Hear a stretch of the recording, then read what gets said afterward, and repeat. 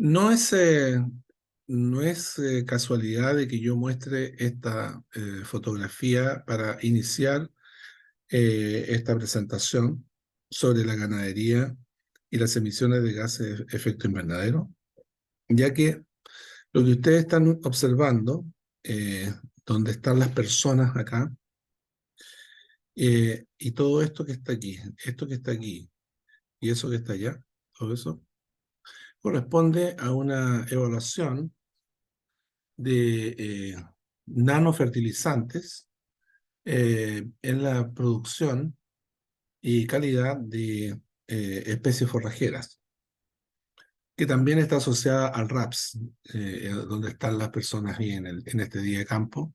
Esta es nuestra estación experimental de Maquehue, y donde desarrollamos todas las evaluaciones de materiales genéticos y mediciones relacionadas con todo lo que es fertilizantes y productos que se utilizan tanto en cultivos como en pradera. Yo trabajo en cultivos, Juan Carlos García o sea, perdón, yo en pradera y Juan Carlos García en cultivos.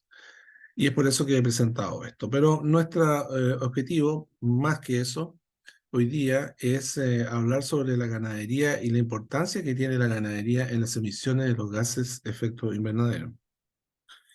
Hay que considerar que según la FAO, las emisiones totales de la ganadería a nivel mundial es de 7,1 gigatons de CO2 equivalentes por año, es decir, esto es 7,1 por 10 elevado a 12 kilos por año, y esto representa el 14,5% de las emisiones antropogénicas de gases de efecto invernadero. Es decir, la ganadería, si bien es importante, no es la actividad que genera la mayor proporción de gases de efecto invernadero.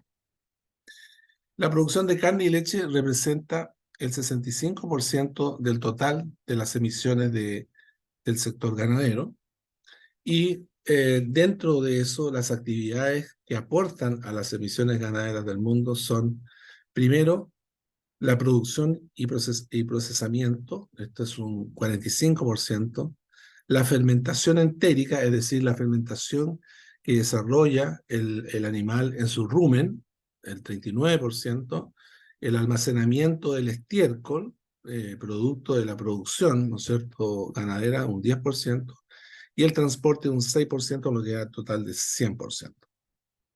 Ahora, el aporte de las especies animales al total de las emisiones ganaderas del mundo a veces puede sorprender un poco porque los animales en confinamiento normalmente uno tendería a pensar de que generan más gases de efecto invernadero, pero no es así.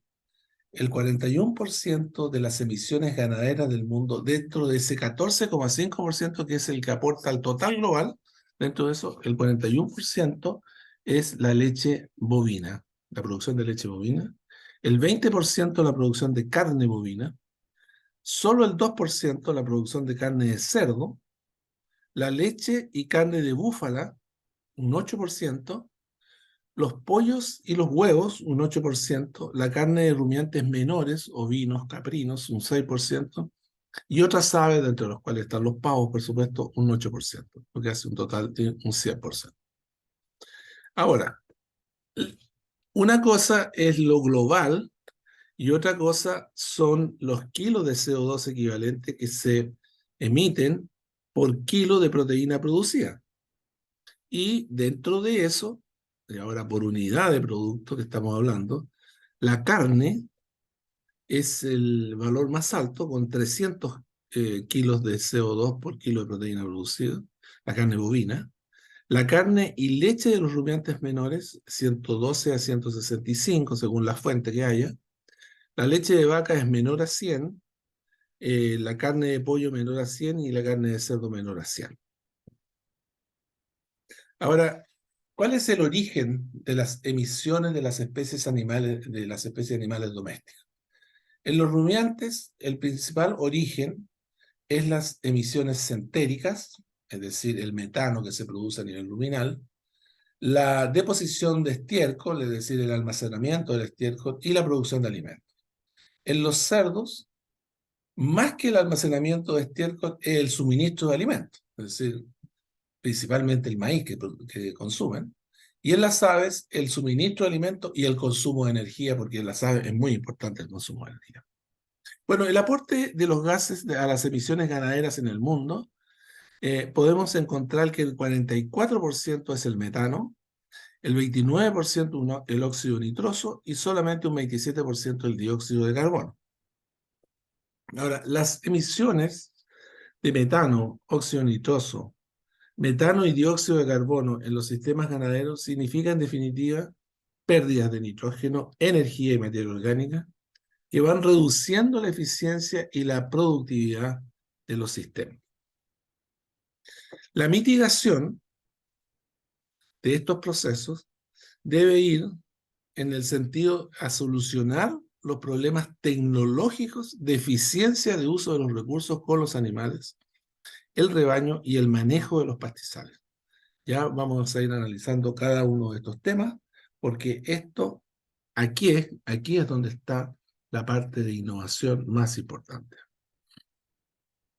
Hay una relación directa entre la intensidad de las emisiones de gases de efecto invernadero y la eficiencia de utilización de los recursos, lo que significa que la cantidad de recursos utilizados por unidad de producto comestible y no comestible son realmente importantes dentro de la generación de los gases de efecto invernadero. Bueno, la Convención Marco de las Naciones Unidas sobre el Cambio Climático, en una convención de Río, una de las dos abiertas a la firma en la Cumbre de la Tierra de Río en 1992 y entró en vigor en el 94 y tiene como membresía casi universal de 197 países. En esta convención también salieron el Convenio de las Naciones Unidas sobre la diversidad biológica y la Convención en la lucha contra la desertificación, que ya lo conversamos anteriormente. Entonces, el objetivo de esta convención es estabilizar las concentraciones de gases de efecto invernadero en la atmósfera a un nivel que prevenga la interferencia antrópica, es decir, que prevenga la interferencia causada por el hombre, peligrosa al sistema climático. Los países miembros deben elaborar, actualizar y publicar y facilitar inventarios nacionales de sus gases de efecto invernadero, y Chile como miembro del sistema es considerado un país en desarrollo, por lo cual debe presentar cada 4 años los inventarios de gases de efecto invernadero ante esta comisión, como parte de las comunicaciones nacionales, además de elaborar informes de actualización cada 2 años. Es una cosa administrativa bastante compleja. En Chile, la construcción de estos inventarios está a cargo de la Oficina de Cambio Climático del Ministerio del Medio Ambiente, que ha trabajado en este tema desde el año 2012. En este ámbito trabajan los equipos técnicos del Ministerio del Medio Ambiente, el Ministerio de Agricultura, el Ministerio de Energía, junto con entidades asociadas como son el INEA, el INFOR y la CONAF. Los inventarios de gases de efecto invernadero tienen por objetivo determinar la magnitud de las emisiones y absorciones de cada gas de efecto invernadero que sean atribuibles directamente a la actividad humana. El inventario de gas efecto invernadero en Chile es elaborado con los antecedentes aportados por el IPCC del año 2006. Es un libro, uh, Intergovernmental Panel on Climate Change, es lo que significa el IPCC y que está muy bien descrito, digamos, cada una de las partes y las equivalencias, que ya lo veremos. Este grupo es el Grupo Intergubernamental de Expertos sobre el Cambio Climático, o Panel Intergubernamental del Cambio Climático, conocido con el acrónimo en inglés IPCC, que ya lo mencioné.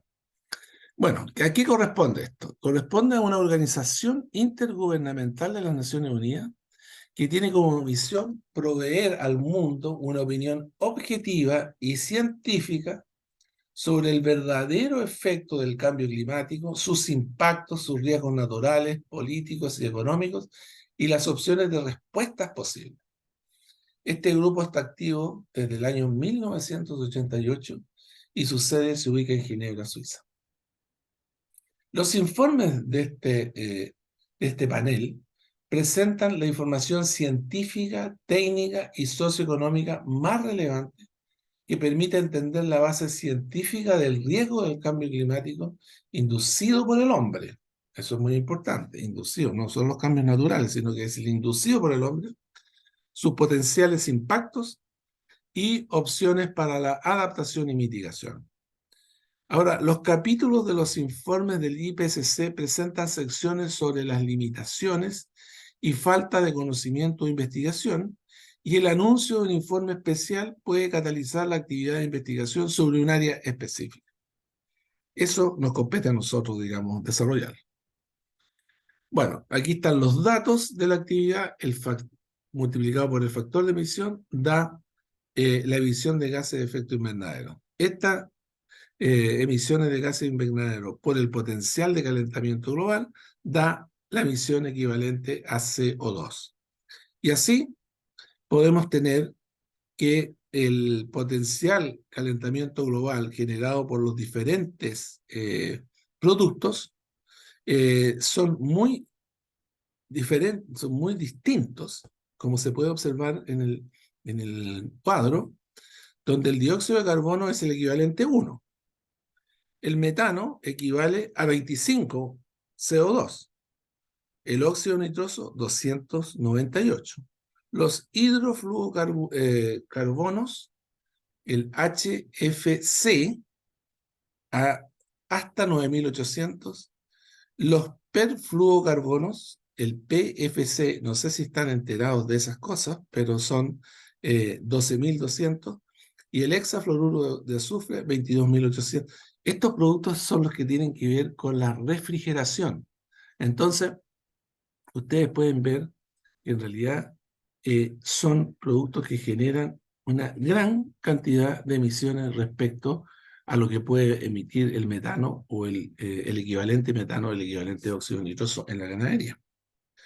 Ahora, en el año 2018, las emisiones de gases de efecto invernadero totales del país fueron 112.000 KT, ¿no es cierto?, equivalentes de CO2, incrementándose a un 128% desde el año 1990 y en un 2% desde el año 2016.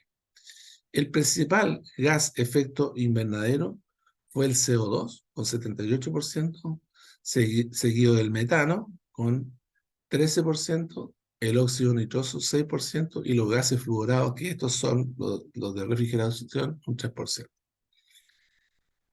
El sector energía es el principal emisor de gases de efecto invernadero y representa el 77% de las emisiones totales en el año 2018, mayoritariamente por las emisiones producto de la quema de carbón mineral y gas natural para la generación eléctrica y de combustibles líquidos para el transporte terrestre. El sector uso de la tierra, cambio de uso de la tierra y silvicultura es el único que absorbe gases de efecto invernadero en el país y se mantiene como sumidero, es decir, durante toda esta serie temporal. En el año 2018, el balance de gases de efecto invernadero contabilizó 63.998 CO2 equivalentes. Y eso debido principalmente al incremento de la biomasa en renovables de bosque nativo y en plantaciones forestales. Entonces, ¿qué significa esto? Que el balance que se destaca, un máximo se destaca, ¿no es cierto?, un máximo de emisiones del sector en 2017 cuando fueron afectadas 570.000 hectáreas por incendios en tierras forestales, tierras de cultivo y pastizales. No está calculado, eh, eh, no está calculado, digamos, lo que ha pasado con los incendios forestales de este año, aún, pero ya va a salir el informe. Bueno, nosotros tenemos que el balance entre emisiones y absorciones de gases de efecto invernadero de Chile alcanzó los 48.321 kt equivalentes de CO2. Principales fuentes de emisiones en Chile. La principal fuente, esto para que ustedes lo tengan claro, porque en la televisión y en el común de la gente está internalizado que son, ¿cómo se llama?, la fermentación entérica, es decir, el ganado, el que produce fuertes emisiones de gases de efecto invernadero, y eso no es así.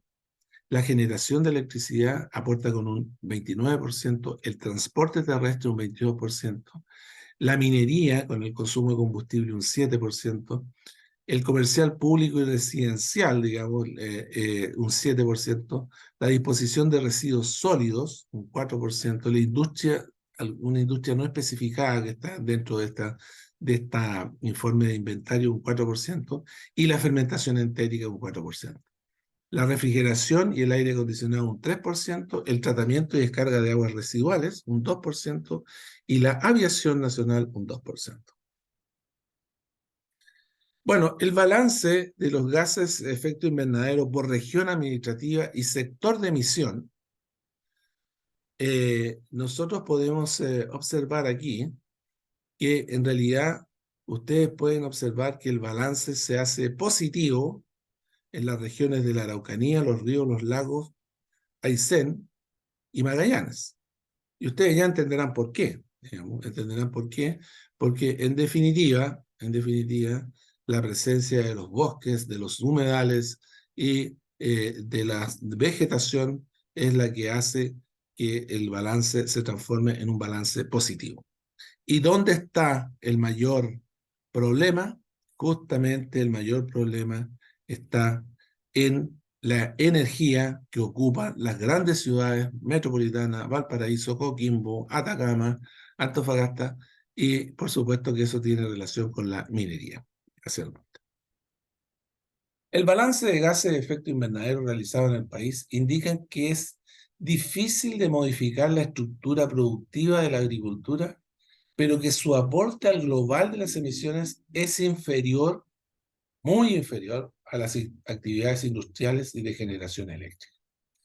Existe una necesidad urgente de modificar los sistemas productivos agropecuarios que permitan aumentar los sumideros de carbono, cuidando el suelo y el contenido de materia orgánica. Pregunta que me hicieron en la clase anterior, ¿no es cierto?, respecto a la calidad de la materia orgánica y la incorporación de abonos verdes. Bueno, aquí estamos dando ya respuesta a la pregunta, que es absolutamente importante continuar haciéndolo. Ahora, los bosques son un ambiente esencial al momento de elaborar un balance, ya que son ellos los que cumplen un rol mitigador del cambio climático, gracias a su capacidad de almacenamiento de carbono, incluido después de la tala y transformado en madera, porque como madera sigue siendo un almacenador de carbono. Según CONAF, un bosque es un sitio poblado con formaciones vegetales en las que predominan árboles y que ocupa una superficie de por lo menos 0,5 hectáreas con un ancho mínimo de 40 metros con cobertura de copa arbórea que supere el 10% en condiciones áridas y semiáridas y 25% en áreas templadas y otras con circunstancias más favorables. Según esta definición, CONAF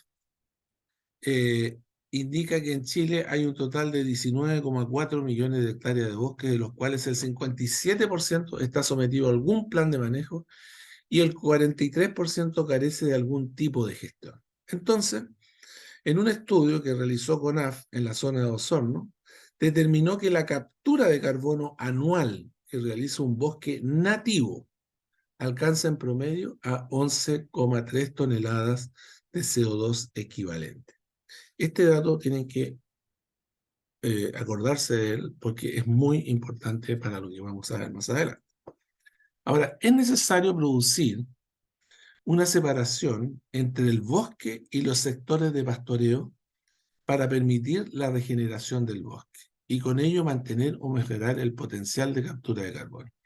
Y este es un tema y esta es una frase clave dentro de lo que es la regeneración del bosque nativo.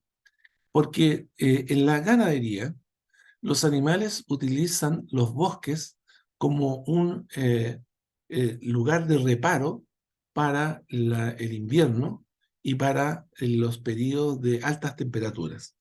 Y al momento de ser reparo, no solamente están bajo el bosque capeando, digamos, la lluvia o capeando el sol, sino que también están comiendo. Y dentro de las cosas que se comen, dentro de la vegetación que se comen toda la regeneración del bosque.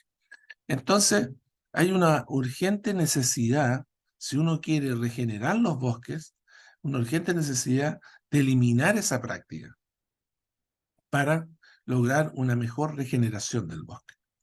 Ahora, en áreas de cultivo se deben eliminar las quemas de rastrojo, ¿no es cierto?, que afectan a los árboles aislados, reduciendo su potencial de crecimiento o simplemente generando su muerte. Es habitual ustedes ver en estas quemas controladas de rastrojos de cereales, ver árboles absolutamente quemados, aislados y que finalmente terminan muertos. Ahora, se debe promover los procesos de forestación con nuevas masas boscosas, generando bosques o bosquetes en los potreros destinados a la producción agropecuaria. Y de esa forma lograr un equilibrio entre la emisión y la mitigación, en el sentido de que el ganado emite gases de efecto invernadero y el bosque va capturando CO2, con lo cual se hace el balance cero, que es al que se busca. Entonces, ¿cuáles son las acciones de mitigación a esta producción de metano y óxido nitroso y CO2 que generan las actividades ganaderas en el mundo? Bueno, se requiere un cambio en las técnicas de alimentación que permitan reducir la producción de metano, generando en la digestión así como la reducción del óxido nitroso liberados en la descomposición del estiércol. Entonces, estas técnicas son las que nosotros tenemos que estudiar y tenemos que innovar al momento de poder desarrollar un sistema más equilibrado.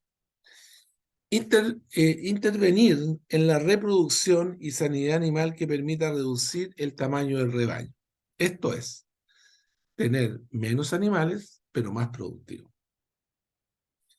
Eso aparece como una cosa muy compleja en algunas actividades ganaderas. También desarrollar un manejo adecuado del estiércol, garantizando la recuperación y el reciclaje de nutrientes y energía. Recuerden ustedes que el estiércol es un proveedor emisor, digamos, de gases de efecto invernadero, y por lo tanto su manejo es muy relevante, desarrollarlo en una forma en que se evite las emisiones. Ahora, ustedes me dirán, ¿cómo? Bueno, hay tecnología, hay bacterias, hay lombrices, hay eh, movimientos del estiércol para compostarlo, lo que hace que se reduzcan estas emisiones. Desarrollar técnicas de pastoreo ahora, que es lo más importante. Desde mi punto de vista es lo más importante, que permitan a los pastizales ser un área de almacenamiento de carbono, con lo cual se mitigan las emisiones en el sector ganadero. Es decir, ustedes tienen que considerar que cómo yo puedo almacenar carbono en una pradera, o en una pastura, o en un pastizal, como quieran llamarlo. ¿Cómo lo pueden hacer? Bueno, simplemente desarrollando un sistema de pastoreo infrecuente, intenso. ¿Y qué significa esta infrecuencia e intensidad? Significa que yo hago que la planta crezca lo que más pueda en estado vegetativo, es decir, una planta verde, crezca lo que más pueda, con lo cual captura carbono, hace fotosíntesis, ¿no es cierto? La transporta hacia el suelo y posteriormente el animal se come esta pradera en forma total. Y de esa forma yo voy generando una captura y un almacenamiento de carbono en el suelo, en el pastizal. El pastoreo rotativo, donde los animales consumen el pasto en estado vegetativo, con 3 a 4 hojas, permite la máxima eficiencia fotosintética de las plantas y por lo tanto la máxima captura de carbono. La máxima captura. Y posteriormente el animal lo consume, recicla y seguimos con el proceso. Nuevamente se genera otra vez el proceso de crecimiento de la planta y nuevamente la captura de carbono. Según estimaciones globales, los pastizales podrían contribuir al secuestro de carbono en aproximadamente 0,6 gigatón equivalente CO2 por año. Entonces, de acuerdo a estimaciones de la FAO, si se logra reducir la brecha de intensidad de emisiones existente entre los distintos sistemas ganaderos del mundo, es posible que se bajen las emisiones ganaderas en un 30%. Los rumiantes y el metano. El volumen de metano emitido por el ganado depende de la cantidad de animales, el tipo de sistema digestivo del animal y el tipo y cantidad de alimento consumido. Eso es lo primero. Eso es lo primero a conocer. Los rumiantes, ahora, son la principal fuente de emisión de metano, ya que producen la mayor cantidad de metano por unidad de alimento consumido. ¿Cuáles son los rumiantes? Los bovinos, las vacas, los ovinos, las ovejas, los caprinos, las cabras, los búfalos, los venados, los camellos. Todos poseen en el rumen microorganismos metanógenos capaces de producir metano como subproducto de su digestión, que es la fermentación entérica, que es liberado a través de los eructos y a través del agua. Bueno, los cambios que se hacen para mejorar la digestión entérica tienen involucrado un aumento en la eficiencia digestiva y en la productividad del ganado. Una forma tradicional de reducción de las emisiones de metano es la reducción en el número de los animales. Esa es una forma. Pero esta solución es absolutamente contraria al pensamiento de los agricultores, ya que muchas comunidades locales en el mundo viven de la ganadería. Entonces, si esas comunidades locales en el mundo viven de la ganadería, no están dispuestas a reducir el número de animales porque existe un cálculo claro de ellos, de sus necesidades para la alimentación. La genética y la metanogénesis. Nosotros tenemos que ante una misma especie, esto en el caso de los bovinos, tenemos una diversidad genética, ¿no es cierto? Aquí estamos viendo un animal Angus negro, aquí estamos viendo un clavel, aquí estamos viendo un overo, aquí estamos viendo un Holstein Friesen, aquí también, y aquí una híbrida entre Holstein y Jersey. Bien, entre los animales que consumen pasto, hay evidencia que pueden existir diferencias heredables en metanogénesis. Entonces, por lo tanto, si son heredables, uno debería seleccionar ese tipo de ganado y que sugieren la posibilidad de reducir entre un 10 o un 20% las emisiones. Entonces, ¿qué es lo que pasa? Que si hay evidencias de una heredable de la metanogénesis reducida, digamos que producen poco metano, entonces hay que buscar ese tipo de animal. Ahora, no hay claridad que esta heredabilidad sea compatible con otros aspectos del crecimiento de los animales, pero sí sobre la eficiencia de uso del forraje que permitiría reducir las emisiones. Entonces, hay que buscar la relación entre esta heredabilidad y el comportamiento efectivo de cada uno de los animales. Los alimentos y la metanogénesis ahora. Eso era relacionado a la genética. Ahora vamos a los alimentos. Hay diversos alimentos dietéticos que pueden reducir las emisiones de metano. Por ejemplo, algunos aceites, grasas, los taninos principalmente, los probióticos, los nitratos, algunas enzimas, algunas algas marinas y también la vegetación nativa. Aquí las vacas están consumiendo una ración totalmente mezclada, que es una TMR que se llama. Es una ración totalmente mezclada en estabulación parcial. El animal aquí no tiene la posibilidad de seleccionar lo que está comiendo. Aquí la selectividad no existe. Entonces, sobre esta ración que le entrego al animal, yo puedo colocar productos que a lo mejor no tienen la aceptabilidad de los animales si yo se los presento solo, pero sí lo van a consumir obligado si están mezclados. Algunos aceites dietéticos pueden reducir la producción de metano entre 10 y 25% en el rebaño. Compuestos secundarios de las plantas, por ejemplo, los taninos condensados, presentes en diversas plantas, por ejemplo, presentes en algunas en plantagos, en algunas achicorias, en algunas leguminosas, como las arvejas, reducen la producción de metano entre un 13 y un 16% a través del efecto tóxico que hacen sobre los microorganismos metanógenos, que son los que están en el rumen. Altas concentraciones de taninos concentrados pueden reducir la ingesta voluntaria de alimentos y la digestibilidad. Por lo tanto, hay que buscar, ¿no es cierto?, la compatibilidad exacta entre el tipo de tanino, la cantidad y la ingesta voluntaria. Ahora, las saponinas vegetales, que son esteroides naturales, que se pueden producir en varias familias de plantas, reducen potencialmente también el metano. Las especies forrajeras y la metanogénesis. Las plantas forrajeras consumidas con menos fibra y mayor contenido de carbohidratos solubles pueden reducir la producción de metano. Por eso, ahora relacionándolo con la ganadería regenerativa que se está planteando en diversos sectores, en la ganadería regenerativa hace que la planta, los animales vayan a consumir la planta ya en estados reproductivos, es decir, prácticamente llenos de fibra.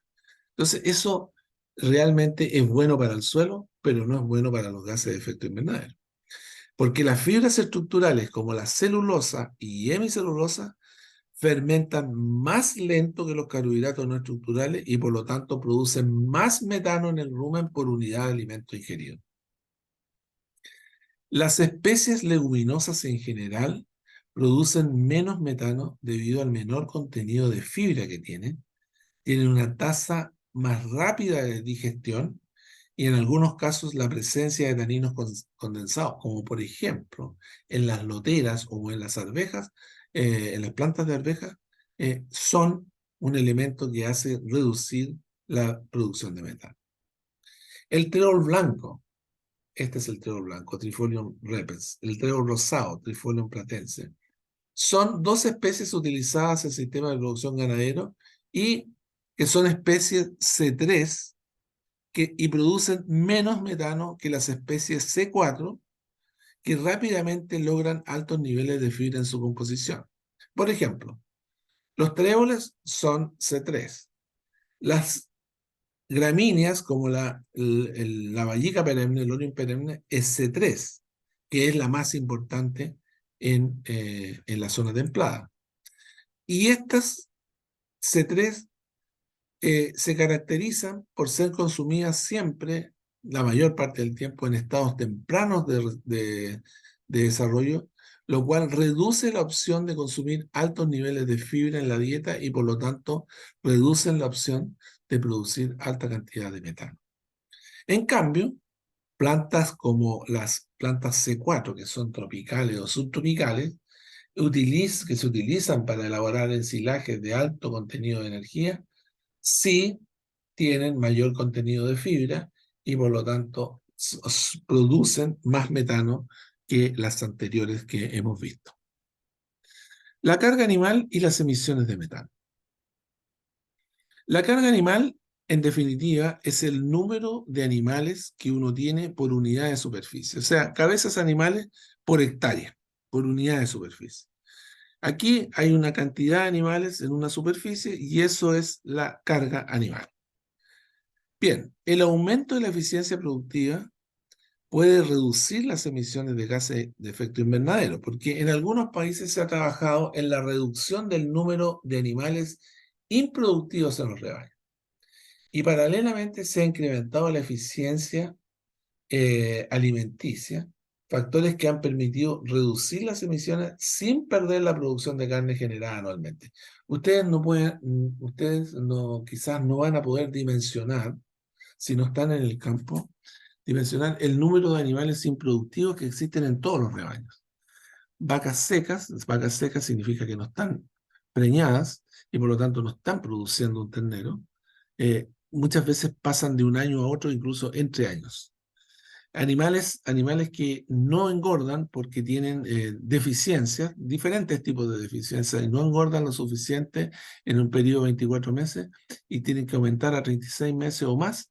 Hay muchos animales. Entonces, esos animales, cuando uno trabaja reduciendo ese tipo de animal, lo que uno está haciendo es reduciendo el número de animales que están produciendo metano y por lo tanto está aumentando la eficiencia de su plantel, pero además está reduciendo los gases de efecto invernadero que producen sus animales. Y un rebaño de carne aquí consumiendo bajo un sistema de pastoreo rotativo, infrecuente, intenso, que significa que infrecuente significa que con poca frecuencia ingresan a comer, e intenso que se lo comen todo. Eso es infrecuente e intenso.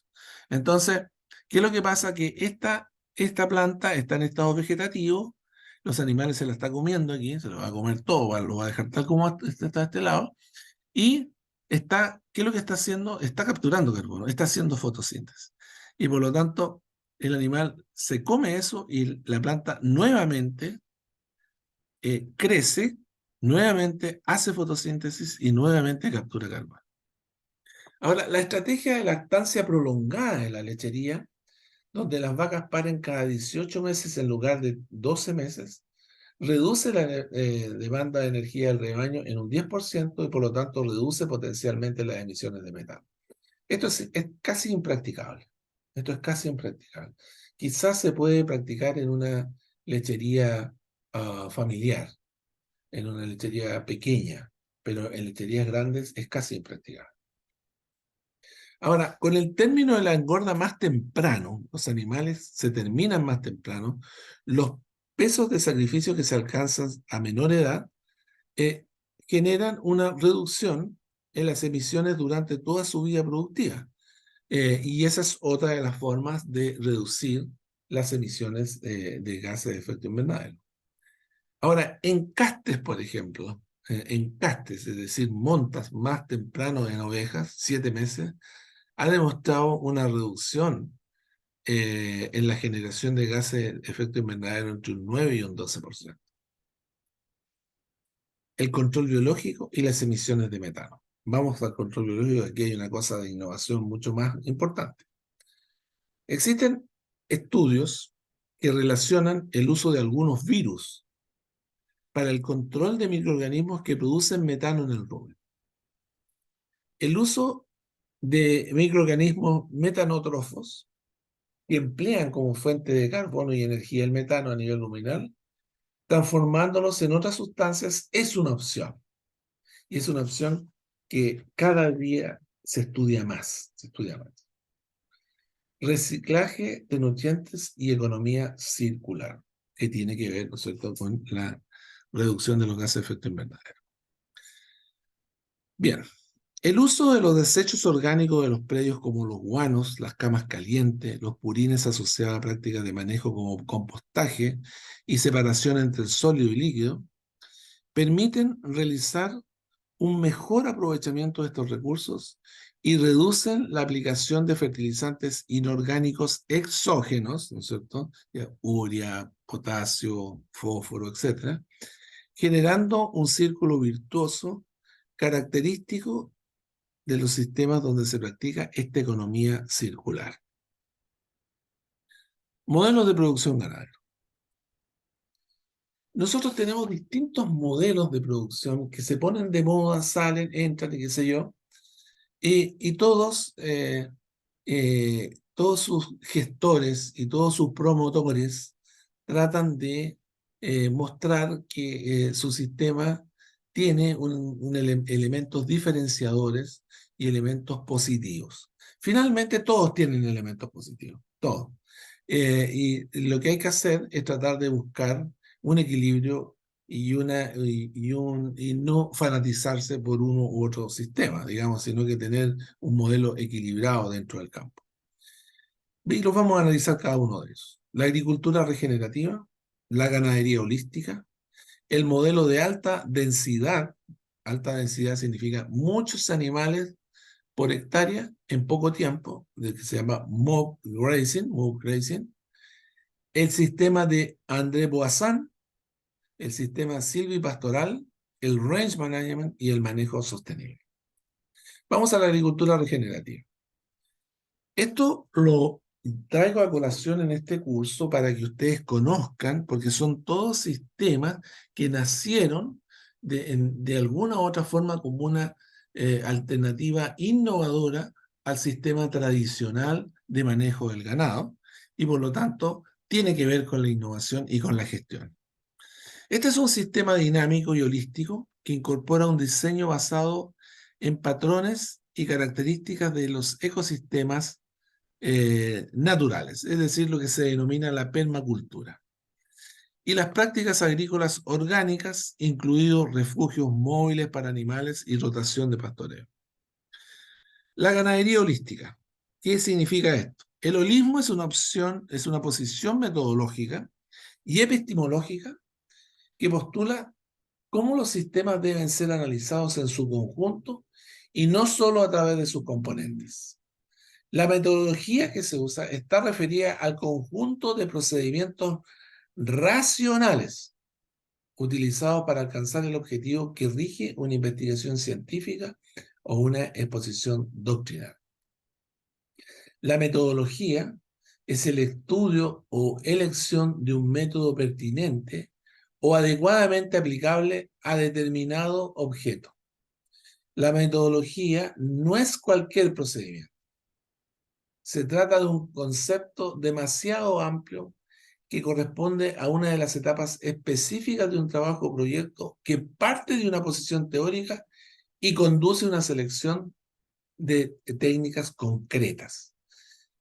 A lo que quiero explicar aquí, que el holismo es algo integrador y que no es algo teórico, sino que es algo que efectivamente uno lo practica y lo lleva a la práctica en términos de que uno integra todos los recursos para lograr un todo. La epistemología es una parte de la filosofía que estudia el conocimiento científico, su naturaleza, sus alcances y sus fundamentos. Entonces, la epistemología estudia las circunstancias históricas, psicológicas y sociológicas que llevan a la obtención del conocimiento científico y a los criterios por los cuales se le justifica o invalida. Entonces, el manejo de la ganadería en forma holística tiene involucrado el concepto de administración, que se basa en toma de decisiones para el desarrollo de acciones regenerativas en el ámbito económico, social y medioambiental. Es una forma de mejorar la calidad de los suelos y el manejo animal, y sus principios pueden ser aplicados en una amplia gama de actividades agropecuarias y de políticas públicas. En la naturaleza existe un ordenamiento natural que fue modificado por el hombre para poder abastecerse de alimentos necesarios para su sobrevivencia. Entonces, en las primeras fases de la vida humana, predominó la agricultura y ganadería de recolectores y cazadores, donde la modificación del paisaje natural estaba circunscrito a la afectación de áreas próximas o los pequeños asentamientos humanos existentes en el mundo. Con el aumento de la población, la modificación del paisaje natural fue agresiva y sin control, lo cual generó un paisaje cultural con diferentes niveles de intervención y degradación. Al ser consciente el hombre de estas modificaciones hechas a la naturaleza, tuvo que desarrollar metodologías de corrección y conservación de los recursos para poder mantener y sobrevivir a la población en el planeta. Entonces, una de las acciones que el hombre ha considerado como fundamental para sobrevivir en el planeta es la generación de modelos de ordenación territorial, que busca generar sistemas sostenibles donde las futuras generaciones puedan desarrollar las actividades de abastecimiento de alimentos sin conflicto con el ambiente.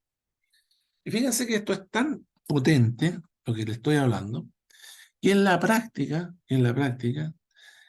muchos empresarios agrícolas, empresarios ganaderos, están desarrollando sistemas dentro de sus campos, no pensando para ellos, sino que pensando para sus nietos y bisnietos. Es decir, ellos están pensando en generar un modelo de ordenación territorial porque obviamente la población va creciendo, las familias van creciendo y por lo tanto algo hay que hacer con los hijos, con los nietos y con los bisnietos. Y esto es muy potente y no solamente en Chile, sino que en todo el mundo el empresario ganadero y el empresario agrícola piensa no solo en el hoy, sino que en el futuro de su familia, porque sabe perfectamente que la calidad de vida del futuro no está precisamente en la ciudad, sino que está en la ruralidad. Y eso es un pensamiento diferente al pensamiento que tenían los antiguos, que le solicitaban a su familia que el hijo fuera a estudiar ingeniería, derecho y qué sé yo, y se involucrara en otras actividades y no en la agricultura. Este pensamiento es muy relevante y tiene que ver, ¿no es cierto?, con lo que estamos conversando. Cuando se trabaja en la ordenación del territorio y específicamente en áreas ganaderas, se hace en forma holística, ya que no existe otra opción de identificación y resolución de los problemas de destrucción y reparación del paisaje cultural generado por el hombre.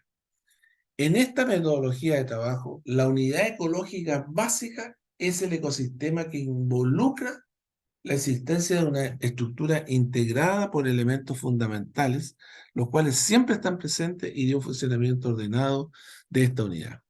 La acción que se ejerce sobre el ecosistema por periodos cortos o largos se traduce en una reacción que termina por modificar la estructura y funcionamiento, es decir, la dinámica del ecosistema.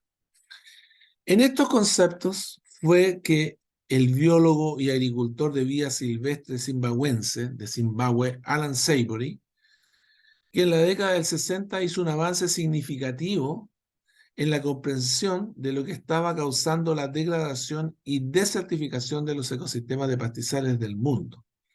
Y desarrolló una forma, un modelo de restaurar la salud de los ecosistemas utilizando el ganado como herramienta principal, cosa que se podría considerar muy loca, pero no fue así.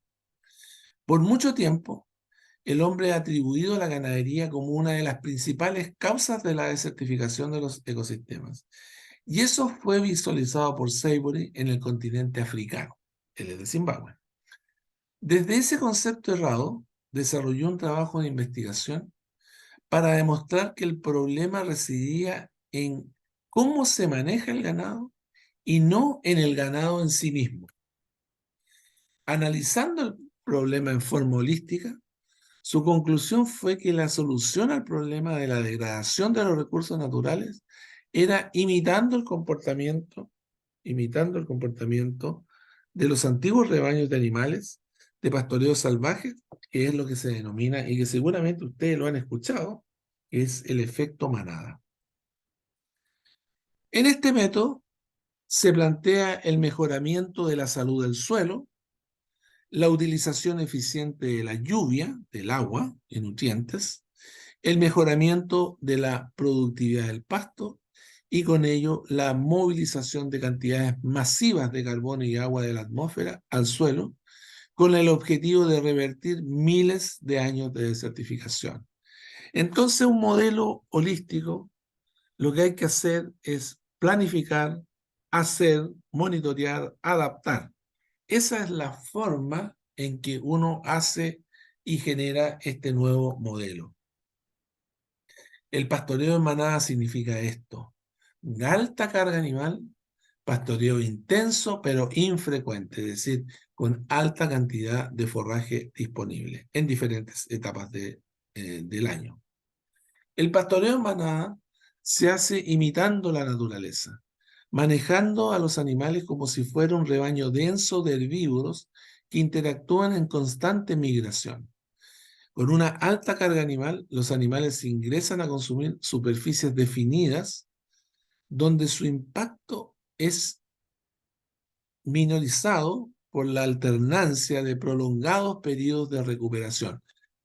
Infrecuente, alternados periodos de recuperación, donde las plantas y microorganismos del suelo se recuperan, aumentando la actividad biológica y mejorando los ciclos del ecosistema.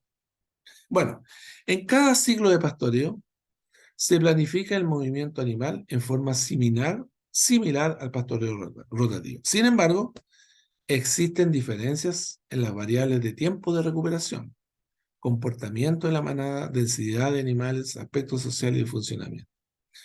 Esto se supone genera un círculo virtuoso que conlleva al aumento de la productividad, capacidad de carga y rentabilidad. Bueno, la frecuencia de utilización en los ciclos de pastoreo de este sistema es infrecuente, lo que permite la recuperación de las plantas y el desarrollo de sus estructuras, generando en el pastizal una alta diversidad de especies. Es decir, hay una acción regenerativa, natural. Ahora, el aumento de la diversidad de especies en los pastizales puede potencialmente proporcionar múltiples beneficios, incluido una mayor productividad y calidad del forraje, mayor abundancia de fauna y diversidad, abundancia y diversidad de fauna, mejora la estructura del suelo, reduce la erosión y permite una mejor infiltración, generando menores riesgos de inundación. Sin embargo, desde el punto de vista de la generación de gases de efecto invernadero, cuando uno eh, eh, alcanza, eh, perdón, llega en este momento, está perfecto, pero en este momento ya hay mucha fibra y por lo tanto estos animales van a generar mucho más gases, mucho más metano que estos de acá. Eso hay que tenerlo claro.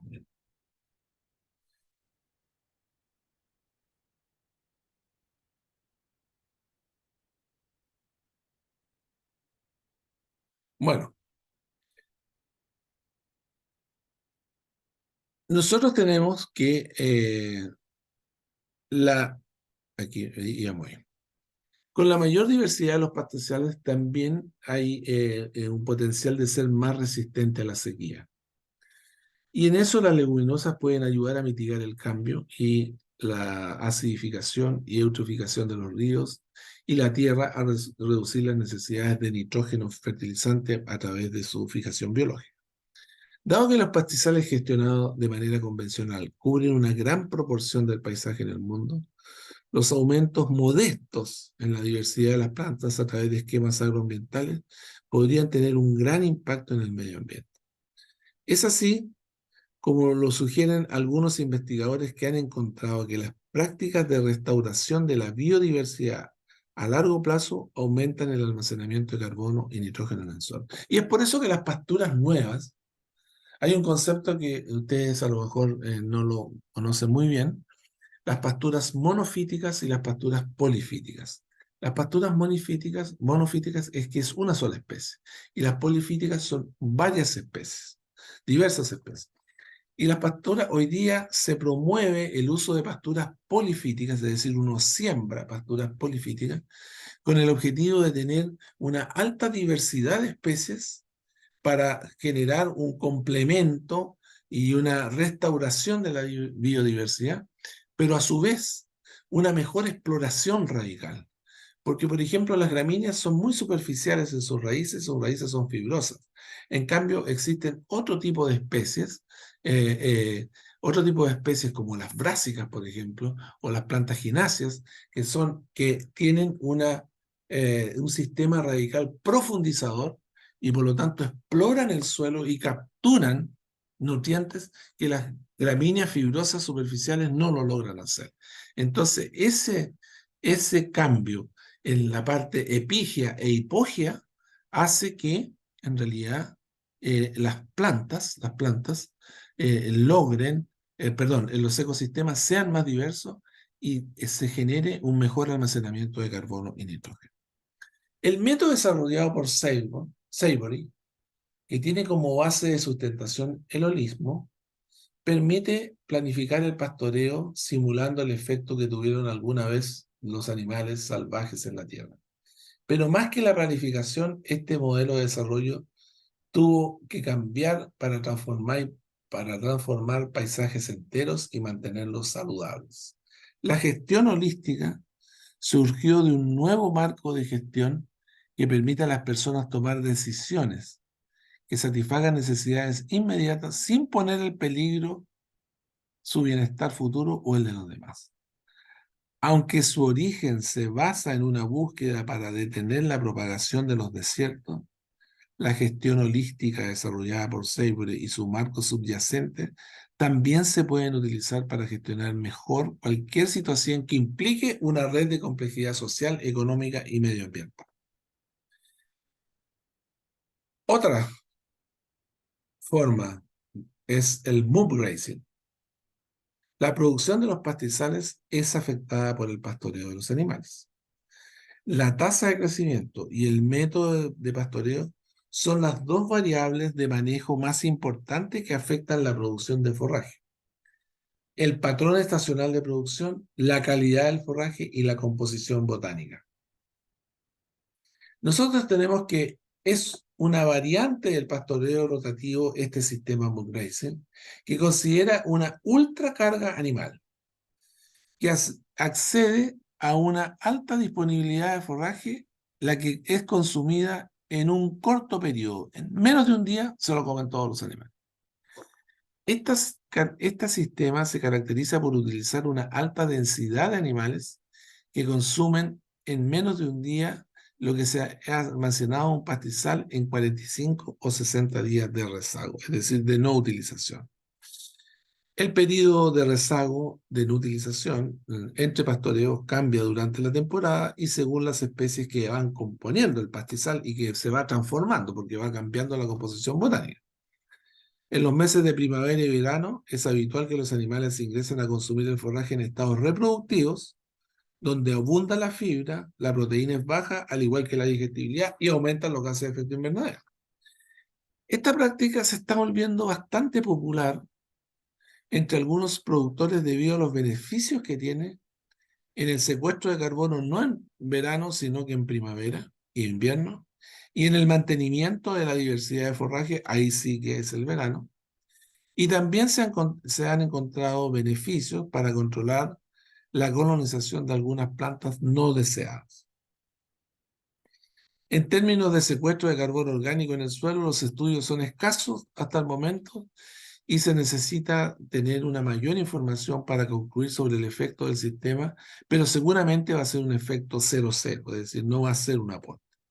Aunque el mob grazing podría tener algunas ventajas y desventajas sobre otros sistemas, no es un sistema que se adapte a las operaciones ganaderas de todos y solo tiene su lugar en ciertas regiones, es limitado.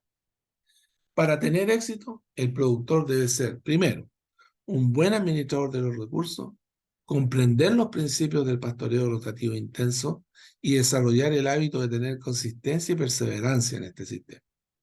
Este es un modelo que requiere dedicación y mayor cantidad de mano de obra que otros sistemas de pastoreo mucho más libres. Por ejemplo, ustedes requieren monitorear en forma permanente el crecimiento de las plantas y asignar las áreas de pastoreo después que el pastizal cumpla con una recuperación adecuada de las plantas. Ahora, los productores también deben monitorear la condición corporal del ganado y el rendimiento del animal para asegurar que la cantidad y calidad del forraje cumplan con los requisitos diarios de alimentación y nutrición.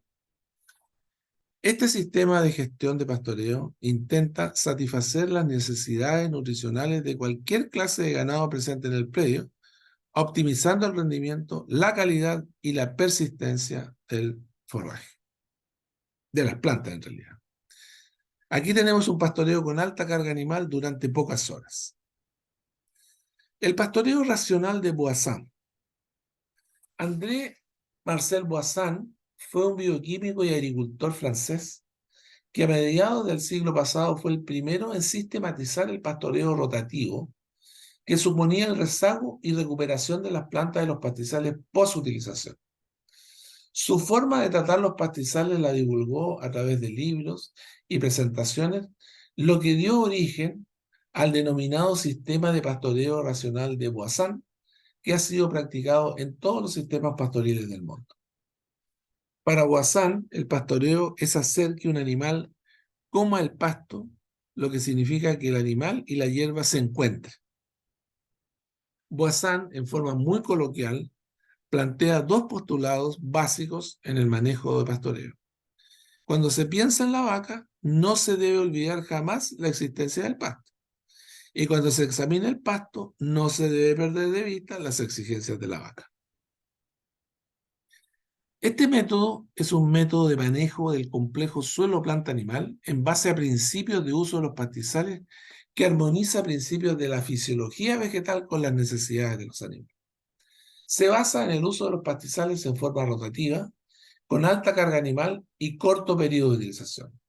Considera la biología del suelo e incipientes manejos agroecológicos, a pesar de que era del siglo pasado. Según Voisin, independientemente del área agroecológica o sitio de pastoreo, los pastizales y en especial los compuestos por gramíneas se ven afectados por 4 sucesos a lo largo de su existencia al relacionarlo con los animales que las consumen.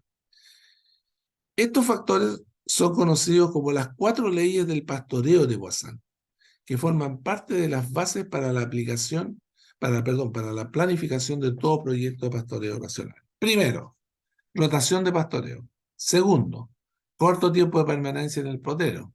Tercero, animales de mayor requerimiento deben usar el mejor pasto. Y cuarto, los animales no deben permanecer más de 3 días en un potrero. Si ustedes se fijan, los modelos de pastoreo que yo les he ido presentando son modelos de pastoreo que difieren en la época en que se han desarrollado, pero todos tienen los conceptos bastante claros y muy similares. Según Voisin, todas las reglas antes mencionadas se resumen en una sola. La ciencia y el arte del pastoreo racional consisten en intervenir en el crecimiento del pasto y en guiar al animal que se nutre de él. Los sistemas silvopastoriles. Los sistemas silvopastoriles son sistemas que combinan, por supuesto, la pradera con los árboles, y está demostrado que estos sistemas basados en árboles aumentan la capacidad del suelo para acumular carbono orgánico estabilizado y por lo tanto incrementan el secuestro de carbono. Estos sistemas logran limitar efectivamente el balance neto de emisiones de gases de efecto invernadero, ya que el mayor almacenamiento de carbono en la biomasa de la madera y en los suelos contrarrestan las emisiones de metano entérico producidas por los animales. Estos sistemas superan ampliamente a cualquier otra práctica de manejo de pastizales, contrarrestando las emisiones del ganado y secuestrando carbono en el suelo. Estos sistemas secuestran de 5 a 10 veces más carbono en la biomasa y en el suelo. El range management. El manejo de pastizales considera la conservación y gestión sostenible en beneficio de las sociedades actuales y las generaciones futuras, donde se pretende manejar los componentes para obtener una combinación óptima de bienes y servicios para la sociedad de manera sostenible. El manejo sostenible, finalmente, basa el uso de los pastizales a través del consumo infrecuente e intenso. ¿Se fijan? Va en la misma línea en pastizales compuestos por una alta diversidad de especies polifíticas. Aquí tenemos una pastura polifítica. Si ustedes conocen algunas plantas, bueno, estas son, las más finitas son las mallicas. Después, esta es achicoria, Cichorium intivus, y ese es trébol. Entonces tenemos 3 especies componentes en esta pastura polifítica. Aquí tenemos un manejo sostenible donde los animales están consumiendo el forraje en forma diferida y a través de un pastoreo rotativo. El manejo holístico de los pastizales tiene involucrados los conceptos de sustentabilidad y sostenibilidad. En el mundo actual, uno de los temas relevantes para la humanidad en el desarrollo de la sociedad en sus diferentes aspectos son ambientales, económicos y sociales, sigue siendo el relacionado con la sustentabilidad y o sostenibilidad de la misma. Después de 30 años de publicado el informe de Naciones Unidas en 1987, denominado el informe Brundtland, esta mujer famosa, digamos, que desarrolló este informe, los aspectos de sustentabilidad y de sostenibilidad siguen siendo conceptos relevantes. La sustentabilidad o sostenibilidad se obtiene cuando se cumplen tres objetivos básicos: armonía entre el crecimiento económico, la equidad social y la sustentabilidad ambiental. Aquí tenemos crecimiento económico, equidad, sustentabilidad y desarrollo sustentable en un área de conciliación. No hay que confundirse con la terminología. A partir de Brundtland se acuñó el término en inglés Sustainability Development como desarrollo sostenible. Y de ahí mismo nace la confusión que existe eh, o no, o no diferencia alguna entre los términos desarrollo sostenible y sustentable. La única diferencia que existe entre desarrollo sostenible y desarrollo sustentable es la traducción al español, que se le hizo al término inglés, donde en algunos países de habla hispana se tradujo como desarrollo sostenible, en otros desarrollo sustentable. Es la misma cosa. Bueno, lo más importante es consignar que en el manejo de pastoreo holístico está incluido el término de desarrollo sostenible, que involucra comprender que estamos en un mundo con recursos naturales escasos y necesidades ilimitadas, con una población siempre creciente, un desarrollo económico que ha venido dándose en base a tecnologías ya obsoletas. Todo este panorama que está ya generando efectos climáticos devastadores nos ha llevado a comprender que existe una capacidad límite de sustentación para el planeta y que nos estamos acercando rápidamente al colapso de los ecosistemas agropecuarios. Por eso, es necesario comprender que el manejo holístico, que involucra muchos conceptos, la sostenibilidad es relevante, ya que el desarrollo sostenible involucra utilizar los recursos en armonía con la naturaleza sin comprometer el desarrollo de las futuras generaciones. Ahora, hagamos un análisis que qué es lo que están haciendo las empresas, algunas empresas eh, que tienen que ver con la ganadería, en términos de estos conceptos. Por ejemplo, Burger King, ustedes lo conocen, ¿no es cierto?, ha innovado con el lanzamiento de hamburguesas vegetales y con carne que considera una fórmula que reduce eh, la cantidad de metano diario de las vacas. Burger King usa lemongrass o té de limón, Cymbopogon flexusus, en la alimentación de los animales bovinos en la fase de término de la engorda. Le entrega 100 gramos de hoja de lemongrass en forma diaria durante sus últimos 4 meses, con lo cual reducen un 33% en promedio las emisiones de metano diario de las vacas durante los últimos 3 a 4 meses de sus vidas. Eso es la producción de carne. Veamos la producción de leche. Las principales compañías de alimentos y lácteos del mundo están comprometidas con el cambio climático, partiendo por la reducción de sus propias emisiones de CO2 y eficiencia en el uso del agua, como también poniendo foco en la producción de sus principales insumos a través de impulsar medidas de mitigación y secuestro de carbono en toda la cadena de valor. En el mundo, las fuentes de generación de gases de efecto invernadero en la industria lechera se encuentran bien contabilizadas, basadas en protocolos internacionales. O sea, cada empresa tiene contabilizado cuánto emite. Existe una conciencia que la producción de leche es una fuente importante de emisión, en especial aquellos sistemas de estabulación completa o semiestabulado. Entonces las compañías han identificado oportunidades en el secuestro de carbono a través del manejo y conservación del suelo, conservación de bosques en toda la cadena de suministro y compensaciones de carbono mediante la mantención o restauración de ecosistemas en localidades vulnerables. Veamos la empresa Danone en Francia. Danone es una compañía multinacional que en Chile la representa Watts, está en Chillán. Es agroalimentaria francesa y cuyas principales actividades son la producción de lácteos frescos, aguas, nutrición infantil y nutrición médica. Está presente en más de 120 países y la mitad de sus ventas las realiza en los mercados emergentes, los cuales está incluido Chile. El 52% de sus ventas corresponde a productos lácteos y sus derivados y el 48% a restantes a aguas y nutrición especializada. Bien, Danone ha declarado ser una compañía que tiene como objetivo llevar a la neutralidad del carbono en el año 2050. Para Danone, el cambio climático es un desafío sistémico profundo, no en el futuro, sino aquí y ahora, donde trata de enfrentar este desafío de frente a comprometerse a ser neutral y concretar soluciones positivas para el carbono. Danone está decidida a ayudar a liderar una transición en toda la industria hacia una economía baja en carbono, asumiendo un compromiso en toda su cadena de valor para alcanzar la neutralidad, cero carbono neto, lo que significa que se responsabiliza de las emisiones de carbono no solo en la industria, sino que también en los previos proveedores de leche.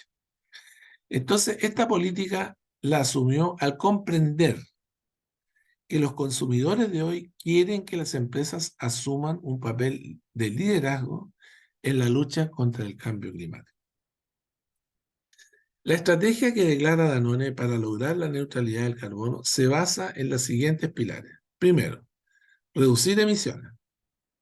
Transformar las prácticas agrícolas para secuestrar más carbono en el suelo. Eliminar la deforestación de la cadena de suministro y compensar las emisiones restantes. Ahora bien, aquí están los criterios y los niveles que Danone ha definido, los criterios de suelo, los criterios de purines, de biodiversidad del agua, de las vacas y de otras especies. Y en cada uno, en cada nivel que va avanzando y que el programa tiene la ambición de llegar al 2030 con carbono cero, va entregando eh, acciones de movimiento de suelo, de manejo y almacenamiento de purines, de reducción en el uso de los pesticidas y el reciclaje de las aguas servidas. Y así sucesivamente en cada nivel, como ustedes pueden observar en este cuadro. Lactalis. Lactalis es una Danone. Lactalis también es una compañía multinacional procesadora de productos lácteos, de propiedad de la familia Besnier y dirigida por Emmanuel Besnier, neto de su fundador y quien se le conoce como el multimillonario invisible.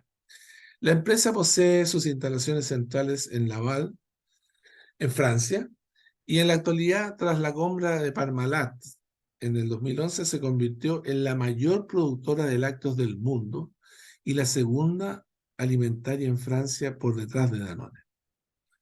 Algunas marcas que la identifican y que a lo mejor ustedes las conocen, como es Puleva, Sorrento, Société, Bridel, President, Rachel Organic y Valmont. President es típico, eso aparece en los supermercados Jumbo y Líder de Chile. Bueno, Lactalis dentro de su política de sostenibilidad está trabajando el concepto de la tierra y sus recursos, con lo cual ha enfrentado la mitigación de los gases de efecto invernadero en la industria y en la matriz de abastecimiento. Los principales aspectos que ha desarrollado en su política de mitigación son el monitoreo de los sistemas de alimentación del ganado, medición de la huella de carbono en los predios lecheros y mejoramiento del transporte y su logística. Utilizando el monitoreo de las emisiones de metano entérico a través del EcoSense, que es un instrumento desarrollado por la empresa francesa Valorex, ha logrado hacer un seguimiento de la dieta de los animales estudiando el perfil de ácidos grasos de la leche. Con esta información se estima la cantidad de metano producida durante la digestión del animal y la pérdida energética que esto genera. Con este sistema se pueden desarrollar dietas mejor equilibradas, suplementadas con semillas, por ejemplo, de lino, con lo que se logra una reducción en las emisiones de gases de efecto invernadero de alrededor de un 12%. Esta metodología Lactalis la ha implementado en lecheros de Francia, Suecia y República Checa. Para la medición de la huella de carbono, Lactalis se unió con Cold Farm Alliance, un ecosistema de organizaciones formado por empresas, ONG y universidades que han desarrollado una herramienta común de medición de la huella de carbono en predios lecheros. Este grupo, ¿qué es lo que ha hecho? Ha implementado las mediciones del diagnóstico de la huella de carbono en 11 países, lo que representa el 79% de la compra de leche de esta compañía. Ahora, para esta compañía, la optimización de la recolección de leche cruda hasta la entrega de productos a los clientes es clave para reducir la huella de carbono, donde la optimización de la carga de camiones y reducción de distancias recorridas son parte de su estrategia. En España, por ejemplo, Lactalis está asociado a un proyecto colaborativo liderado por CHEP, un proveedor de soluciones logísticas innovadoras. Compartiendo plataformas logísticas con otros fabricantes y distribuidores, puede reducir el número de kilómetros que los camiones viajan vacíos. Con el lema "Cada milla cuenta", Guida, una subsidiaria de Lactalis, ha desarrollado con Tirsan, líder en transporte de carreteras en Turquía, el proyecto Remolque de Alta Capacidad. Fueron necesarios 2 años de I+D para poner en la carretera 6 grandes tanques con capacidad para transportar 29.000 litros. Bueno, a nivel industrial, Lactalis ha desarrollado un ambicioso proyecto en sus operaciones a nivel mundial, incorporando combustibles amigables con el medio ambiente y energía solar en sus instalaciones. Fonterra.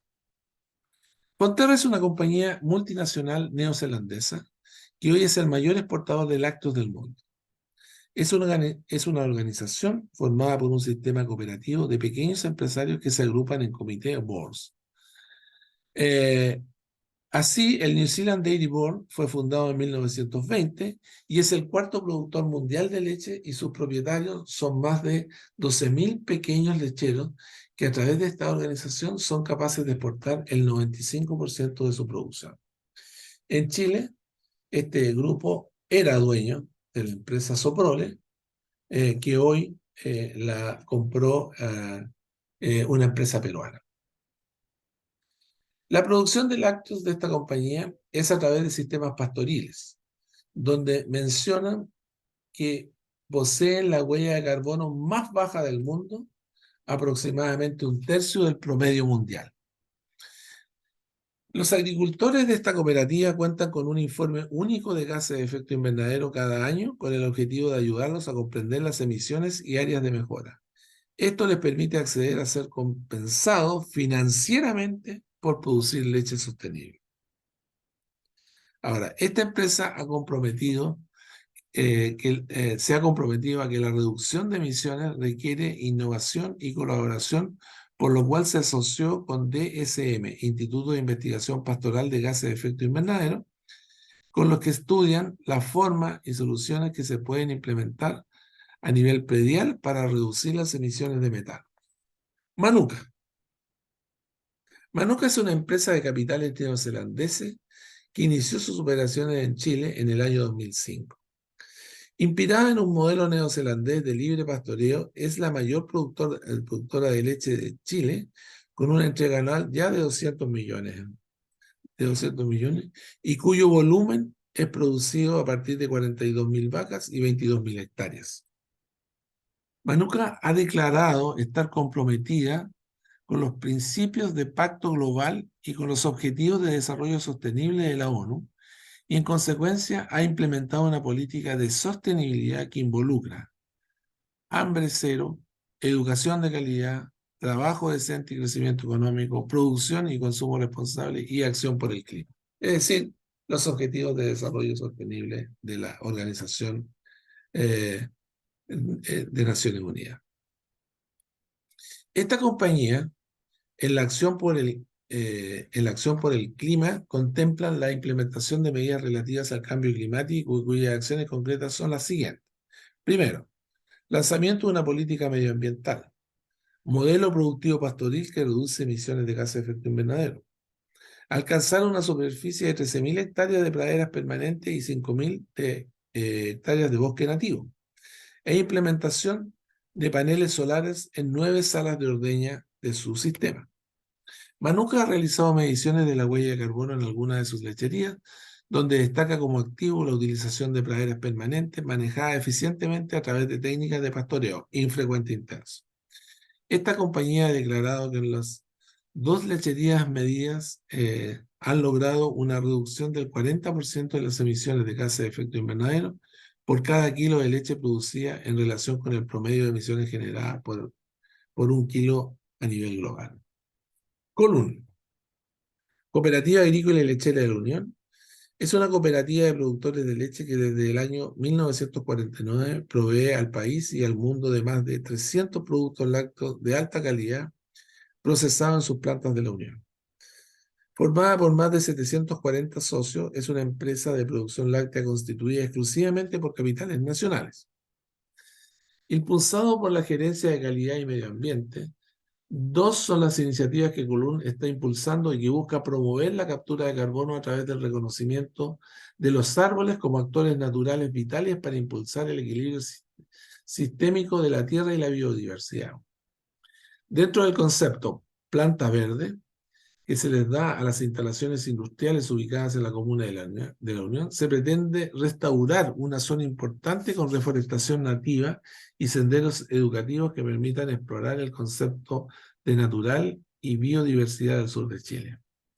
Convenios entre CONAF y Colún para la producción de árboles nativos. La iniciativa involucra la creación de un vivero en el cual se producirán especies nativas para la implementación de estas especies tanto al interior de plantas industriales como fuera de estas en predios de cooperados con el fin de conservar, preservar y fortalecer el entorno natural.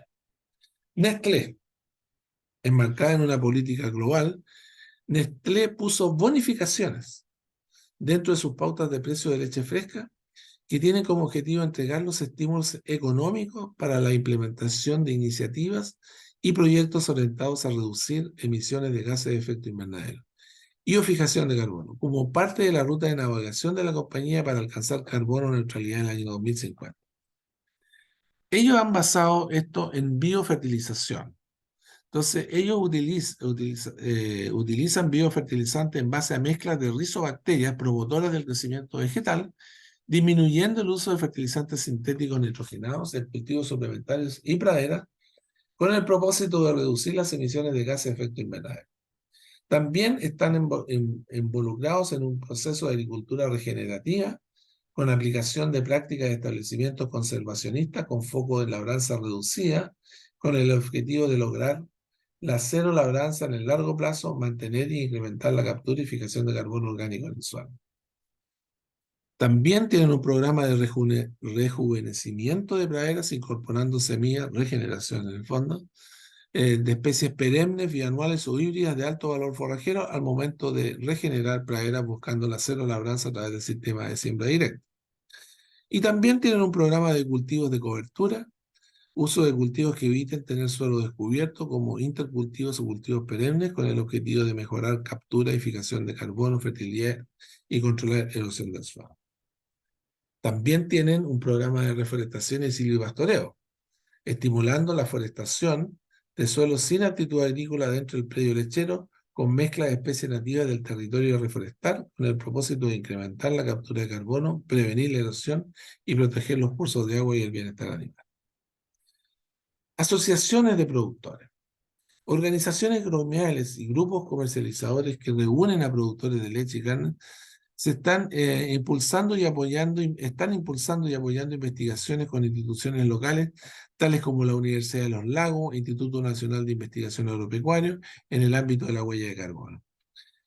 ¿Cuáles son sus principales iniciativas y sus enfoques? Han sido determinar el stock y captura de carbono en los bosques de productores lecheros del sur, proyectos que consisten en determinar las emisiones de metano de los rebaños lecheros y metodología para determinar el aporte de los bosques nativos en los sistemas productivos. Aquí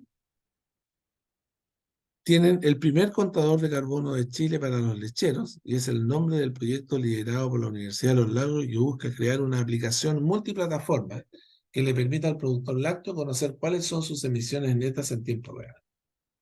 INEA. Esta institución participa activamente del Sistema Nacional de Inventario de Gases de Efecto Invernadero, iniciativa que impulsa el Estado a través del Ministerio de Agricultura.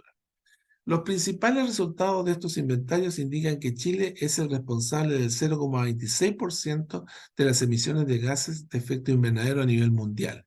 Si bien la cifra es baja, el territorio nacional posee una gran vulnerabilidad climática. Dentro de los principales compromisos asumidos por el país está la reducción de las emisiones de gases de invernadero en un 30% por unidad del PIB del año 2030 y reforestación de 100.000 hectáreas de bosque nativo, con lo cual se espera lograr la neutralidad de carbono al 2050. La ganadería en Chile es responsable del 10,2% de las emisiones nacionales y dentro de este porcentaje se encuentra el sector lácteo. Bueno, las acciones que actualmente está liderando esta institución se focalizan en las medidas de mitigación y cálculo de secuestro de carbono en los sistemas productivos. Las líneas de investigación se relacionan con inhibidores del ciclo de nitrógeno, manejo eficiente del estiércol, nutrición y alimentación para reducción de emisiones de metano y estudios de captura de carbono desde la pradera y bosques. Watts. Bueno, aquí me voy a detener porque en realidad este es un proyecto con la Universidad de la Frontera. Su eh, objetivo es promover mayores grados de competitividad en los sistemas de producción de leche a través del trabajo en factores de eficiencia agronómica y productividad de los recursos forrajeros. Ha sido el foco de acción del equipo de profesionales que trabaja en forma permanente con un grupo de más de 100 productores de leche durante 15 años. Es lo más consistente. Si ustedes analizan lo que yo hablé anteriormente, hay mucha palabrería y poca sustancia. En conjunto con la Universidad de la Frontera, Watts ha desarrollado un extenso programa enfocado a mejorar el manejo de pastoreo en las lecherías de sus proveedores con el objetivo de aumentar la eficiencia productiva y estimular la secuestración del carbono. Bueno, durante el año 2020 y 2021, en conjunto con profesionales del BioREN de la Universidad de la Frontera, se realizó la medición de las emisiones de CO2 de un grupo de 62 proveedores de leche de la empresa Watts. En esta etapa se logró dimensionar las emisiones de una amplia gama de sistemas y volumen productivo que permitirá avanzar hacia la medición de la huella de carbono y con ello las acciones de mitigación. Además, la dimensión de este valor permitirá premiar a los productores que acaten las normas de mitigación, promoviendo así un círculo virtuoso de respeto al medio ambiente y mejoramiento de los ingresos por venta de leche. Cálculo de las emisiones. En la actualidad es posible calcular la huella de carbono en los precios utilizando el protocolo de gases de efecto invernadero Greenhouse Gas Protocol. Los límites operacionales del proyecto de gases de efecto invernadero deben ser definidos previo al inicio del estudio considerando los alcances pertinentes. En este estudio, realizado por la Universidad de la Frontera y Watts, se consideran los siguientes alcances. Alcance 1, emisiones directas de gases de efecto invernadero. Alcance 2, emisiones indirectas de gases de efecto invernadero asociados a la electricidad. Y alcance 3, otras emisiones indirectas. En el alcance 1 de las emisiones directas están los combustibles de origen fósil, de fuentes móviles, consumo de gasolina y petróleo en fuentes móviles, tales como faenas en el predio. Los procesos de producción, fermentación entérica, producto de la digestión en el ganado, descomposición del esterco del ganado bajo condiciones aeróbicas, uso de fertilizantes nitrogenados orgánicos e inorgánicos en praderas y cultivos, encalado de la tierra. Alcance 2, emisiones indirectas de gases de efecto invernadero asociados a la electricidad. Consumo de energía eléctrica adquirida.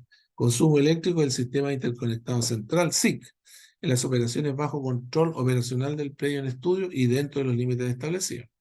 Y el 3, están los insumos y servicios comprados, manufactura, cal, fertilizantes nitrogenados, fosfatados, potasio, fungicida, herbicida, manufactura de combustible, emisiones asociadas a la extracción, refinamiento y transporte. Bueno, Para determinar la huella de carbono dentro de los alcances estimulados, principalmente se utilizaron ecuaciones y factores entregados por el IPCC, que ya lo vimos, del 99 y del 2006. Y volvemos, ¿no es cierto?, a la tabla de equivalencias, donde está los productos que ya habíamos visto anteriormente, que son el equivalente a CO2 en el metano 25, el dióxido nitroso 298, los hidrofluorocarburos, que son los de refrigeración y aire acondicionado, hasta 9800, los perfluorocarbonos, que son refrigeración y extinguidores, hasta 12.000, y los hexafluoros de azufre, que es gas aislante de equipo eléctrico, 22.800. Bien. Generar una separación entre bosque y la zona de pastoreo para permitir la regeneración natural de los bosques y así mantener un mejor potencial de carbono es una de las cosas. Evitar las quemas y promover la forestación de masas boscosas es cosa que nosotros están considerados dentro de este programa. Pero la medición aquí está. Finalmente, nosotros podemos saber que los kilos de CO2 equivalente por litro de leche es 1,2 y por kilo de leche 1,17. Y así nosotros podemos ver esto es en un productor. Y si nosotros miramos esto, vamos a observar que la fermentación entérica es la principal. Sí, dígame, ¿Esto Marcela es y Beatriz. sí, en sistema pastoril o estabulado? No, estos son todos sistemas pastoriles. Ah, Estos ok. no son estabulados. Estos no son estabulados. Los sistemas de los productores de watts pueden tener una estabulación, temporal o Ujú. nocturna, pero la mayoría son todos pastoriles, ¿ya? De base pastoril. De base pastoril. ¿Y cuál es la otra pregunta? ¿No? Ya. Lo que pasa es que como que se quedó un poco atrás la pregunta, pero estaba relacionada con cómo saben efectivamente que, porque no sé, la empresa dice que tiene una huella de carbono de tanto. ¿Cómo se sabe que eso efectivamente es así? ¿Hay una como una casa certificadora o algo así que vuelve a medir la huella? ¿Cómo se certifica o cómo se avala? Sí. Hay certificación, pero dentro de lo que se está haciendo en este momento estas mediciones se hacen en base a lo que dice el IPCC. Entonces uno tiene toda la metodología, uno entrega toda la metodología por la cual hace el proceso y eso uno lo presenta a la certificación y hay una revisión ahí. Pero es la forma en que se hace la forma en que se hacen las mediciones, tiene que uno explicar claramente el método que usó para medir. Y el método que se usa para medir es los cálculos, son principalmente cálculos de energía, como lo mencioné anteriormente, los cálculos de energía y las ecuaciones del IPCC. ¿Ok? Muy bien. Entonces, aquí tenemos un productor que tiene estas son sus emisiones. Este es el cálculo de emisiones. Y la fuente de emisión son el combustible, la fermentación entérica, el manejo de estiércol, la fertilización, la electricidad y la manufactura. Y si ustedes pueden observar aquí, el 41% es fermentación entérica. ¿Ya? Un productor 2 que tiene, ¿cuál es la diferencia de este productor 2 con el productor 1? Con ese productor. La diferencia es que este tiene una mayor cantidad de vacas, que están consumiendo forraje conservado, es decir, maíz. Y su fermentación entérica pasa a 65%. Pero si ustedes se fijan en los kilos de CO2, son muy similares. 1,24, 1,21. Entonces, ¿cuál es la diferencia? ¿Cuál es la diferencia? Es el origen de la fuente de emisión. Esa es la diferencia. Entonces, el balance de carbono, aquí tenemos un productor 3, donde baja las emisiones por litro de leche producido, donde la fermentación entérica es un 78%. Aquí está el 78% lo aporta la fermentación entérica, y este es un productor prácticamente todo pastoril. Entonces, aquí tenemos un balance. Aquí tenemos un balance. Las emisiones de este campo que estamos analizando, es un ejemplo solamente, las emisiones, un ejemplo real, de leche son 16.000 toneladas, las emisiones de carne, 4.000 toneladas, el total de emisiones 21.000 toneladas. Y la captura. Las praderas logran capturar 9.000, el maíz 2.800, la alfalfa 3.300 toneladas, los cereales 1.500, pero los bosques 8.500. Sin los bosques, el balance sería absolutamente negativo. Absolutamente negativo. Entonces, ahí es donde está lo que están pensando las otras empresas. Nosotros, este es un trabajo que hicimos en la universidad, eh, y por lo tanto, nosotros tenemos que pensar de que efectivamente lo que están pensando las otras empresas lecheras, que es desarrollar los bosques dentro de los campos lecheros, es absolutamente necesario, y también en esta empresa es absolutamente necesario porque a la vista está el balance, que sería absolutamente negativo. Entonces, ¿qué es lo que está sucediendo? Lo que está sucediendo es que esto se le presenta al productor, y al presentarse al productor esto, el productor inmediatamente toma acciones. Y efectivamente toma acciones, pero no de plantar pino ni eucalipto, sino que de plantar, efectivamente, de hacer plantaciones de bosque nativo.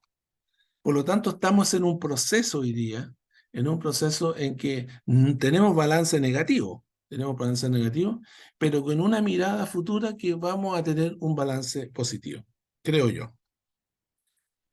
Bien, manejo de la materia orgánica en los suelos. La cantidad de materia orgánica en los suelos define el balance de carbono, ingreso y pérdida, ¿no es cierto? La incorporación de residuos, guanos, raíces, exudados radicales y materiales vegetales diversos son los principales ingresos de carbono al suelo. Las pérdidas de carbono están relacionadas con la descomposición de la materia orgánica que hacen los microorganismos y los procesos de erosión. Ahora, la descomposición de la materia orgánica libera carbono orgánico a la forma de dióxido de carbono, y en los suelos donde se incorpora materia orgánica en forma permanente, la cantidad almacenada en el suelo disminuye. Entonces, los suelos poseen una capacidad limitada de almacenar carbono y depende del contenido de tipos de arcilla, densidad, profundidad y condiciones climáticas. Otro de los factores que influyen en la capacidad de almacenamiento de carbono son las prácticas de manejo y fertilización, sistemas de siembra, el movimiento del suelo, la incorporación de rastrojos, riego y drenaje. Las pérdidas de materia orgánica de los suelos están relacionadas con el cambio de uso del suelo, en especial en áreas de bosque y pastizales a tierras de cultivo. Esta acción de cambio es una de las principales causas del incremento del calentamiento global, y ha causado la pérdida de carbono de los suelos, el movimiento de la Tierra, obviamente. Y otro de los factores importantes de la pérdida de carbono son los procesos de erosión, la quema de rastrojo, la deforestación y, por supuesto, el sobrepastoreo. Es decir, cuando ustedes no hacen un pastoreo infrecuente e intenso, inmediatamente se va produciendo una pérdida de carbono en el suelo. Los beneficios que trae el almacenamiento de carbono en el suelo es el mejoramiento de la estructura y agregados, permitiendo una mejor aireación y mayor resistencia a la compactación, muy importante por la infiltración del agua. Además, el incremento de la materia orgánica permite el mejoramiento de la infiltración y retención de humedad, además de incrementar los niveles de fertilidad. Aumenta la diversidad biológica y reduce el riesgo de erosión. Entonces, bueno, ¿quién secuestra más carbono? Muy bien, aquí está. Aquí tenemos un gráfico, una figura, ¿no es cierto?, donde podemos observar la secuestración de carbono en diferentes ambientes. Primero, un bosque boreal, ¿no es cierto? Un bosque boreal, los bosques fríos. En la vegetación, almacena 64 toneladas y en el suelo 344. En los bosques templados, los nuestros, 87, 96. En las praderas templadas, 236, arriba 7. Nosotros tenemos calculado 8, pero aquí sale 7. En los bosques tropicales, 120 en la vegetación, 123 en el suelo. En, uh, eh, en los desiertos, en las áreas desérticas y semidesérticas, muy poquito, 2 y 42. En la tundra, ¿no es cierto? En los ecosistemas de tundra, 6 y 127. En los humedales, esto que está aquí, ¿ya? Los wetlands, 43 y 643. En las sabanas tropicales, 117 y 29. Y en las áreas de cultivo, 2, muy poco, y 80. Por lo tanto, el suelo es el que concentra la mayor cantidad de carbono almacenado, mucho más que en la planta y mucho más que en la atmósfera. Entonces, la reducción de las prácticas de cultivación, la eliminación de las quemas, la reducción del uso de pesticidas y fertilizantes sintéticos, la aplicación de enmiendas orgánicas, compost, guano, abono verde, y la incorporación de rastrojo al suelo bajo un sistema amigable con el ambiente son elementos relevantes para la secuestración del carbono. El desarrollo de la agroforestería y el silvopastoreo, el establecimiento de pasturas polifíticas, muchas especies, y desarrollo de cubiertas vegetales, el aumento del uso de fertilización biológica, el aumento de la fijación biológica de nitrógeno y la incorporación de micorrizas, y el manejo de un sistema pastoril infrecuente e intenso son la clave para la mayor secuestración. Aquí era lo que les mencionaba anteriormente, esta es la zona de Lleida, el manejo se fijan ustedes el suelo, este es un área bastante seca, ya estamos en el periodo ya de la vendimia, se acaba de terminar, y durante los meses de abril, fines de abril, o sea, mayo, junio, julio y agosto, durante 4 meses, las ovejas van a estar aquí y van a consumir todo este pasto, van a generar reciclaje, van a comer todo el forraje excedentario, con lo cual no se aplican herbicidas y así mantenemos un sistema de uso múltiple, mucho más holístico, mucho más regenerativo. Pónganle el apellido que quieran poner, pero o más orgánico. Aquí no se aplican pesticidas, el vino es orgánico, de partida el vino es orgánico, la bodega es orgánica y por lo tanto aquí con esto es el final del proceso para que sea todo orgánico. La ganadería y las emisiones, ustedes pueden ver que pueden ser mitigadas con diferentes formas, con diferentes sistemas, y no hay que ser tan pesimistas, sino que en realidad ser optimistas porque tenemos muchas soluciones que deben ser consideradas dentro de en los procesos de mitigación de las emisiones de gases de invernadero y principalmente de metano que hace el ganado.